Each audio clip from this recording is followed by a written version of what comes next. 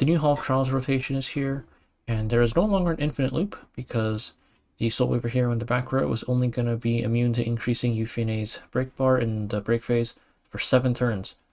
After 7 turns, they'll start increasing it as normal, just like any other hero. The rest of the Soul Weaver stuff is the same, and our team comp restriction is no overlapping elements. Last time we had both Loka and Senya, so one of those is going to have to go. Looking at the team we're using this time, it's going to be replacing Senya with Bingo, and then we've got Loka, Acades, and Brig. So thanks to Lusul for giving me tips on this team, because I pretty much just copied his team. This team is really RNG though. I wouldn't recommend using this team unless you're going for top 100, because the odds of clearing a run are at best like 1 in 3 or 1 in 5. So it's not fantastic. If you're going for just top 5%, I don't think autoing is very feasible in this rotation, or in this entire boss, to be honest. Just because the way the debuff phase and the break phase work kind of want opposite things. So it's not fantastic. I will at least put out a run with much less RNG than this one. So if you're going for top 5%, you should probably look for that instead. Let's take a look at their stats. So first up is Acades, because she is the main source of our RNG. She's got a 25% attack down EE for her S1, which brings it to 60%. And if you mole it, it's 75%. So I didn't mole it, so I have about a 1 in 5 chance to clear any run. If you do mole it to 75%, it's like 1 in 3. So still not fantastic, and this is the reason why the RNG is so high. And then for the rest of her stats, besides the EE, I gave her Warhorn just for the attack increase for all allies.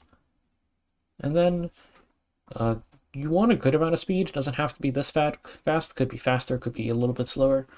Speed is nice just so you can hit Euphinae and increase the exhaustion gauge as much as you need to before the debuff phase starts. And then some amount of HP. The rest of your stats might as well go into here because she doesn't really need anything else. Next up is Brig. So for Brig, I just auto-geared him, maxed out his HP. A bit of speed is nice. You can adjust the speed based on what works well for your tunings. And then Card of Small Miracles is what I'm using because it gives everybody attack and defense. You can just use Super Water Shooter if you don't have this maxed out. Next up is Loka. Loka, I just have her full damage pretty much. Not really worrying about speed, just all into attack and crit damage. For the crit chance, I have POS, which gives a little bit of crit chance. You might want to check how many turns your Loka gets. I get 5 turns before Loka does her first instance of damage in the break phase. So I could go as low as 90% crit chance. If you take less turns, you're going to need a little bit more crit chance than that. Last up is Bingo. So Bingo, I have him in Grace of Growth. And then he's also just full damage because Euphinae is a dark unit. He only needs 85% crit chance. So you don't need 100%. Crit chance self-imprint is nice, of course. And then everything else, it's just full damage, attack, crit damage, and that's it. For ZE, I went for the greater attack buff EE, which I think is the best one, honestly. The other ones don't really do anything, but the greater attack buff doesn't do that much, but maybe sometimes if you end up using it at a certain point, it might increase your damage a little bit, so might as well use it. And then Cruel Mischief on Bingo. For his HP, I think there is a certain HP where you can actually tank 1 extra Euphinae S3. So you can tank 4 instead of 3 throughout a full run, which could be useful for tuning purposes, because you'll see in the fight later, it's a bit complicated. So it might be useful to be able to tank 1 extra S3, but it's not 100% mandatory or anything. I don't end up tanking an extra S3 myself, but I'm pretty sure he survives. So that is it for the stats. We can take a look at a run. And the thing about the run is I made a lot of mistakes this run. The rank 1 should have been pretty free. I should have been doing at least 65 million, I think. But I'll show you the run and I'll explain what happens and what goes wrong as we go through it. The sound wasn't working when I recorded, so there won't be any sound for this. At the start of the fight, we're just going to Katie's S3 and Brieg S2 to have enough sustain to clear the first phase, and let's quickly explain how to use Bingo, because it's very different from Senya. So the way the Soul Weaver buff works is in the break phase, if you attack, or if you use an extra attack after you get hit, then you will decrease everybody's S2 cooldowns by 3 turns, and they will also give them a buff, which makes it so when they use a non-attack skill, the Soul Weaver will get CR pushed. Senya does this automatically because the only way she can use her extra attack is after getting hit. For Bingo though, you're going to have to time your S2s so that the extra attack from the S2 happens on the turn that you proc the attack from the eggs, which I'll get into a little bit in the break phase. The first thing there is we leave Euphine intentionally at 35 out of 40 before entering the debuff phase. We Katie's S3 there to cleanse the debuffs, and we get the attack down here. Brieg and Loka are both 100%, so we'll be able to clear this just fine. And the reason we leave Euphine at 35 out of 40 is so that after we clear the debuffs, she's at 95, and we can Bingo S2. So we S2, there's the attacks from the eggs, and now we S1, and we are in the break phase. Because the eggs automatically attack once you enter the break phase, so you want to make sure that you enter the break phase with Bingo S2. So now, every time you hit Euphine, you'll see Weakling goes up. So that's 1. We're going to push Bingo up again. We're going to S1. That's 2.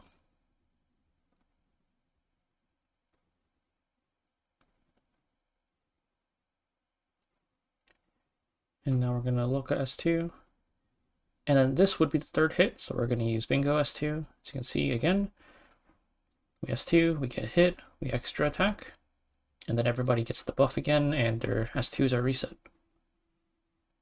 So here, I'm just going to Katie's S2 myself this time to make sure that we have S3 up. I S2 Loka earlier, but it was kind of pointless, which you'll see in a little bit. So same as before, we're just going to increase the weakling counter. Brieg pushes up Bingo.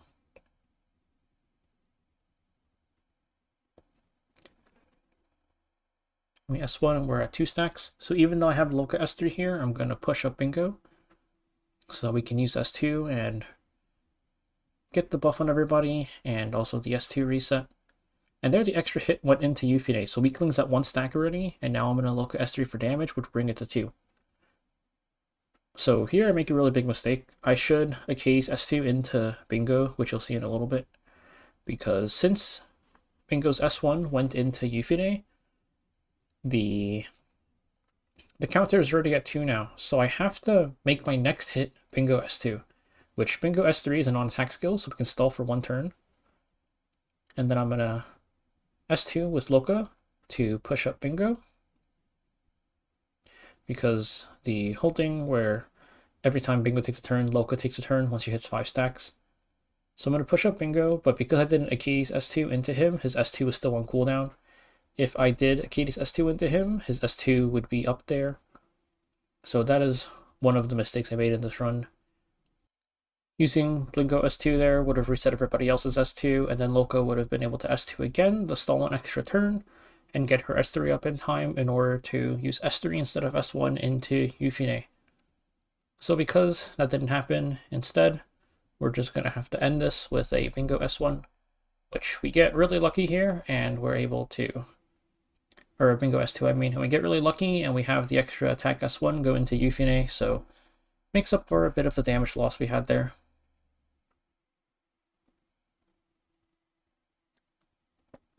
So now going into phase 2, the start is pretty much the same. The only thing is you want to make sure that you're able to get up to 35%, because if you're not at 35% before the debuff phase starts, it's going to be much more awkward in order to enter the break phase properly. So you do want to make sure that you get exactly 35 out of 100. So Brieg S2 plus a Katie's S3 is still enough for us to sustain up. So we're just going to spam S1s for now.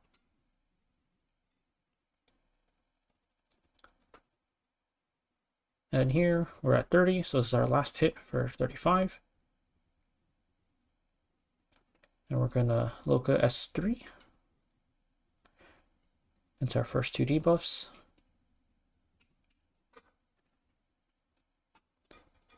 And then now we're going to Katie's S1 and we pass the RNG check so we can break S3. And we have cleared the debuff phase. So she's at 95 now, and she's going to S3 on her next turn. Here, you can either Arcades S3 or Arcades S2 into Blingo, because the invincibility would let him survive the burns, and Loka would be surviving hers fine anyways, same with Brig. But I S3 there, and now we push up Blingo, so he cuts ahead of Euphine. We S2, we get attacked, we extra attack, everybody has their little buff now, and we are in the break phase. So this break phase ends up being a little bit scuffed just because of the way I entered it and my speed tunings, which I don't feel like fixing, but because of that, the Blingo didn't cut ahead of Arcades there, so Arcades doesn't, the push gets pretty much wasted, so he just loses a turn. So now the whole setup with the weakling and the loop is all messed up. We push up Blingo anyways, and we hit there. Now it's at 2. And now Brig has to go because Arcades cut Blingo earlier. Blingo didn't get to reset Brig S2. So now here, we have to try to get Blingo back on track and have him S2 while they are at weakling count 2. So I S2 into Arcades into herself just so we can cycle for S3. Because Brig is going to have to S1 here anyways. Now we're at 2 stacks. We S3.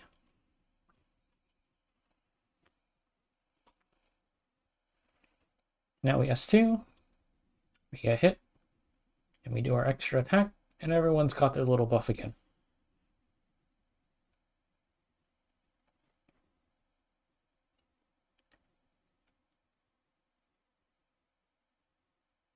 And now we can just do the same thing. We hit. And we're at weakling 2 now. So I'm going to push up Blinko. I'm going to S3 in order to cycle for his S2. I'm going to push him back up with Loka. And then we're going to S2. And our hit goes into Euphine, so the count is at 1 now. We Loka S3, which puts it at 2.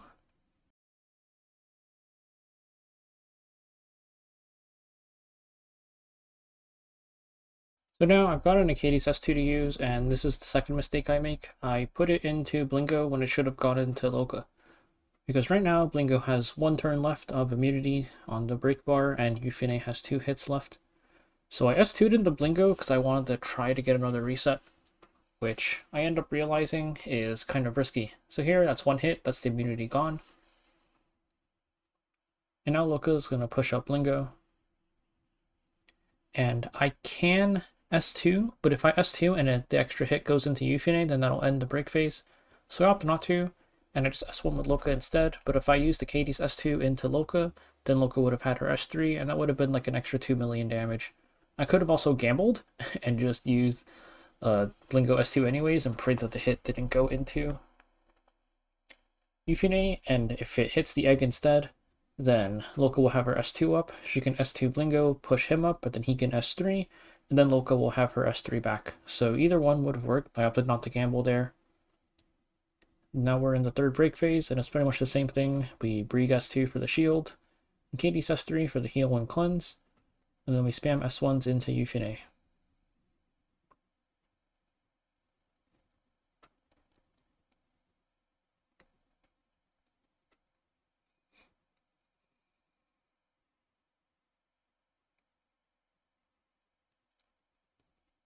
So this hit gets us to 35.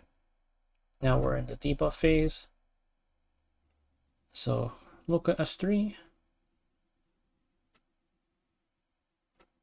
And then we Blingo S1. And now for the final debuff check, which we pass.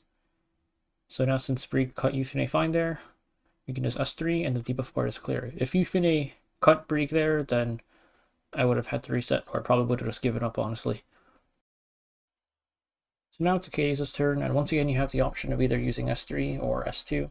I could have just S2'd here, and Blingo would have reset her S2, which probably would have been the better choice because it's more flexible, but I end up using S3 anyways. And Loka, again, is going to be able to S2 to push Blingo up. So we can cut ahead of everybody. Blingo's going to use his S2, and then we're going to get hit, we're going to extra attack, and we will enter the break phase as usual with everybody having their buff. And the extra hit goes into Yufine there, and you can see the weird quirk there where the weakling count stays between phases. So that extra hit into Yufine was actually 3, which made the eggs attack again, and we're back at 0. So we push up Blingo, and since we're at 0, now this hit brings us to 1. Brig pushes up. Now we're at 2. And then we Acadius S3, of course, just to not hit the boss. So now Loka can push up Blingo, and this S2 will be hit number 3.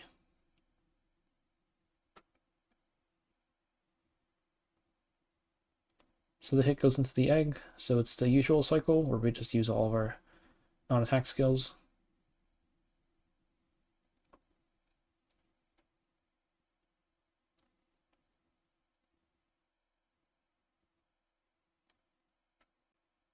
So we do our hit. Loka pushes up Blingo. He has 2s. The extra hit doesn't hit Yufine again. Now we can just Loka S3, because we have to start doing the damage eventually.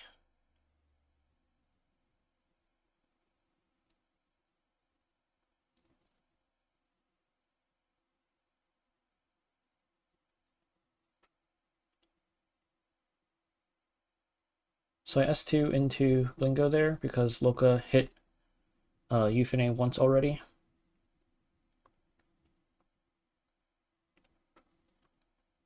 Now Loka pushes up Blingo and we can S2. The extra hit goes into Yufine.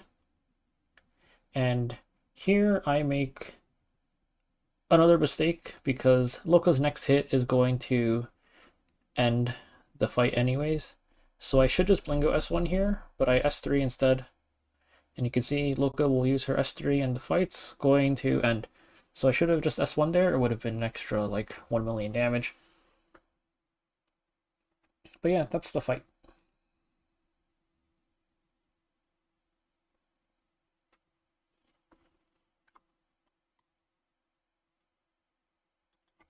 By no means a perfect run. I had some decent RNG on Blingo's extra attacks, but there were 3 big mistakes that I made in that run that cost me at least 5 million damage. So I should have been clear of 65 million towards like 68 million probably, and I should have been rank 1, but that run is very, very RNG. Don't know if I'll bother doing more attempts because I never really contest top 3. I will be back with probably a less RNG version of this. I tried looking at an auto team last rotation. Did not work out very well. Got like 3.5 million. Was not fantastic. So yeah, I'll see you guys in the next video.